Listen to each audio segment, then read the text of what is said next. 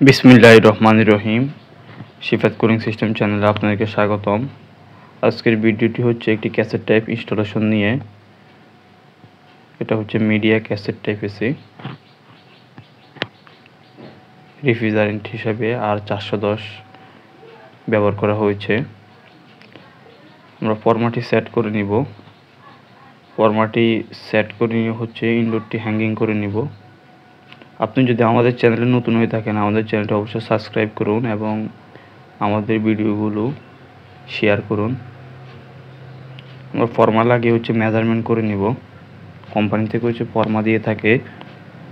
এগুলো হচ্ছে টাই রড, উপর থেকে ঝুলানোর জন্য হচ্ছে আমরা টাই রড ব্যবহার করব। অনেক ক্ষেত্রে হচ্ছে আইসোলেটর বক্স ব্যবহার করে।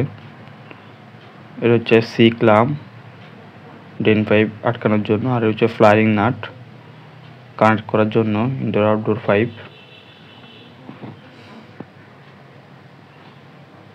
এটা হচ্ছে ইউজার ম্যানুয়াল,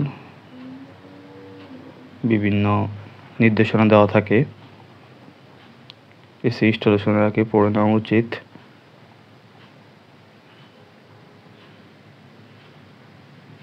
আমরা ফরম্যাটটি সেট করা হয়ে গিয়েছে, টাই রডও লাগানো হয়ে গিয়েছে ইতিমধ্যে।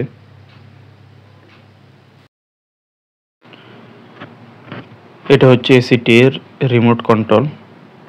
আমাদের যেহেতু ইনডোর ইউনিটের কাজ চলছে, ইনডোর ইউনিট প্রায় ঝুলানো হয়ে গিয়েছে। আমরা হচ্ছে ইনডোর ইউনিটের কাজ হয়ে গেলে আমরা হচ্ছে আউটডোর ইউনিটের কাজ ধরব।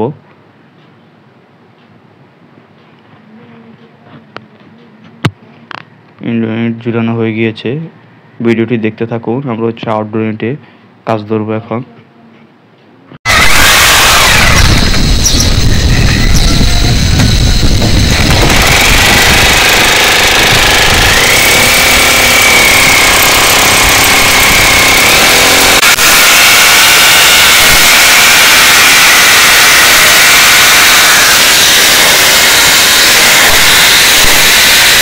ড্রিল মেশিনের সাহায্যে অ্যাঙ্গেল লাগানোর জন্য ছিদ্র করা হয়ে গিয়েছে। এবার হচ্ছে আমরা রয়েল বোর্ড লাগিয়ে নিব।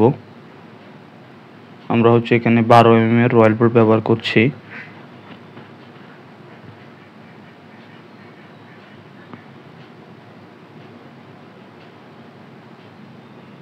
এছাড়া আউটডোরের ক্ষেত্রে আমরা অবশ্যই সঠিক মানের অ্যাঙ্গেল ব্যবহার করার চেষ্টা করব।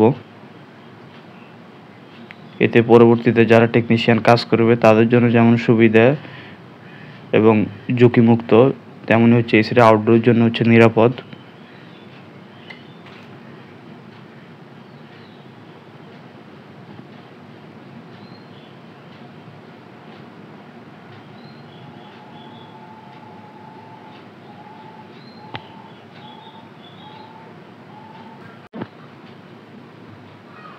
আমাদের আউটডোর ইউনিটে অ্যাঙ্গেল লাগানো হয়ে গিয়েছে এবং আউটডোর ইউনিটটি সেট করার কাজ চলছে এখন। আমরা হচ্ছে জয়েন্ট নাটের সাহায্যে হচ্ছে অ্যাঙ্গেলের সাথে আউটডোরটি আটকিয়ে দিব। এগুলো হচ্ছে ফ্লারিং নাট। ফ্লারিং নাটগুলো হচ্ছে মিডিয়ার এসি হচ্ছে আউটডোর লাগানো থাকে, আর দুইটি ইনডোরের সাথে দেওয়া থাকে। আমরা হচ্ছে ফ্লারিং নাটগুলো হচ্ছে খুলে নিব।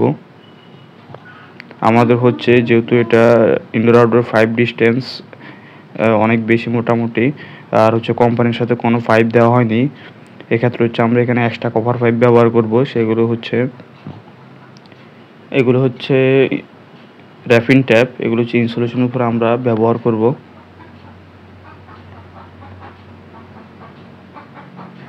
আমাদের হচ্ছে পাইপের এক্সট্রা কভার পাইপের কাজ চলছে এখন।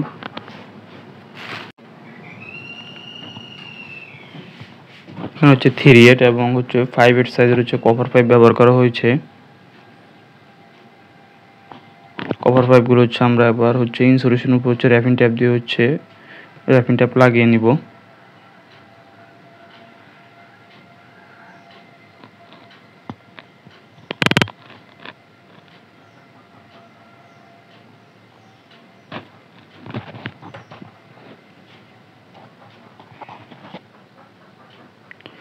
আমাদের যেহেতু এগুলো ফ্লারিং করা না এক্সট্রা পাইপ, এক্ষেত্রে হচ্ছে আমরা ফ্লারিং করে নিব।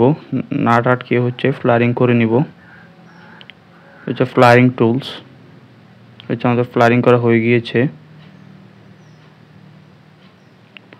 এবার হচ্ছে আমরা ইনডোরের সাহায্যে হচ্ছে কপার পাইপ যে ইনডোর আউটডোর পাইপ কানেকশন সেটা কানেক্ট করে নিব।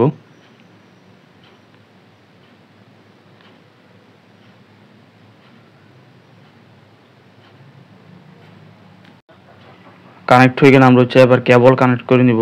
কেবল কানেকশন যেহেতু নন ইনভার্টার এসি কানেকশন করে নিব।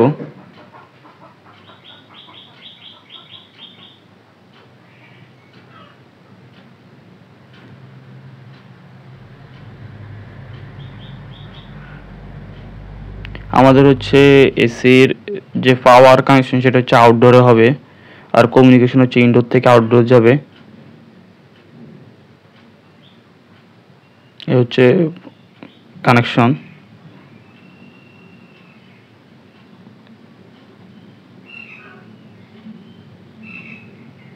এই হচ্ছে টাই রড, উপর থেকে এটা হ্যাঙ্গিং করা হয়েছে।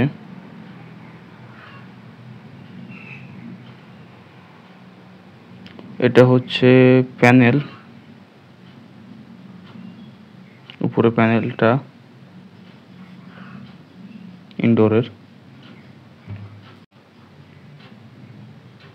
ক্যাসেটটি বেশি সাধারণত হচ্ছে কমার্শিয়াল স্পেসে ব্যবহৃত হয়ে থাকে, এক্ষেত্রে রুমকে আরও আকর্ষণীয় করে তোলে। আমরা হচ্ছে প্যানেলটি আবার লাগিয়ে নিব। প্যানেলটি হচ্ছে কভার থেকে আউট করে নিব।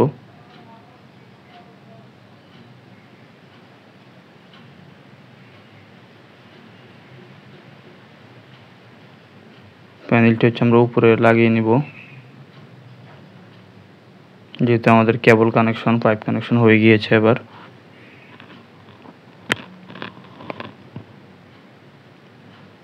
এবার হচ্ছে এয়ার ফিল্টার আরও যে লকগুলো সেগুলো হচ্ছে সেট করে নিব।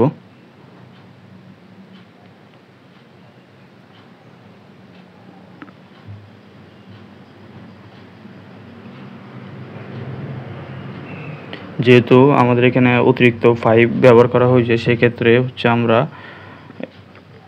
পাইপ ডিস্টেন্স যেহেতু বেশি, আমরা সেক্ষেত্রে হচ্ছে পাইপগুলো হচ্ছে প্রেসার দিয়ে রাখবো যে কোনো লিক রয়েছে কিনা। প্রেসার দেওয়া হয়ে গেলে হচ্ছে আমরা ভ্যাকুয়াম করে নিব। আমাদের ইনডোরে কাজ চলছে, যদি প্রেসার দেওয়ার পর প্রেসার যদি ঠিক থাকে সেক্ষেত্রে হচ্ছে আমরা গ্যাস ভ্যাকুয়াম করে হচ্ছে ইনডোর আউটডোরে গ্যাস ছেড়ে দিব। ফ্যান লাগানো হয়ে গেলে হচ্ছে আমরা আউটডোরে চলে যাব। আউটডোর ইউনিট আমরা এখন প্রেসার দিচ্ছি। প্রেসার দেওয়া হয়ে গেলে হচ্ছে প্রেসার যদি ঠিক থাকে সেই ক্ষেত্রে হচ্ছে আমরা ভ্যাকুয়াম করে নিব। ভ্যাকুয়াম করে হচ্ছে আমরা আমাদের ইউনিটটি চালিয়ে দেখব। আপনি যদি আমাদের চ্যানেলে নতুন হয়ে থাকেন, চ্যানেলটি অবশ্যই সাবস্ক্রাইব করুন। ধন্যবাদ ভিডিওটি শেষ পর্যন্ত দেখার জন্য। আল্লাহ হাফেজ।